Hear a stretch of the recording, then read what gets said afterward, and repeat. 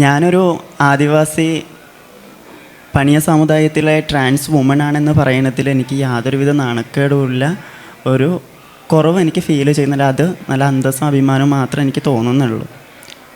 എഴുത്തെന്ന് പറയണത് എന്നെ സംബന്ധിച്ച് രണ്ട് കാര്യങ്ങൾ ഞാൻ ഫേസ് ചെയ്തിട്ടാണ് ഞാൻ വന്നിരിക്കുന്നത്. ഒരു ട്രൈബൽ എന്നതിൻ്റെ പേരിൽ ഒരുപാട് പ്രശ്നങ്ങളും കാര്യങ്ങളും ഞാൻ അനുഭവിച്ച് വന്ന ഒരു വ്യക്തിയാണ്. അതുകൂടാണ്ട് ട്രൈബൽസിൻ്റെ ഇടയിൽ ജെൻഡർ ഐഡൻറ്റിറ്റി എന്ന് പറയുന്നൊരു വിഷയം കൂടി വരുമ്പോൾ ഈ രണ്ട് സാധനങ്ങൾ ഒന്നിച്ച് ഒരു വ്യക്തി മുന്നോട്ടേക്ക് കൊണ്ടുപോകണമെങ്കിൽ ഭയങ്കര റിസ്ക്കുള്ള പണിയാണ്. ഒന്നില്ലെങ്കിൽ അത് സൂസൈഡിലേക്ക് തന്നെ പോവുള്ളൂ. ആ ഒരു അറ്റം വരെ എത്തിയൊരു വ്യക്തി തന്നെയായിരുന്നു ഞാനും.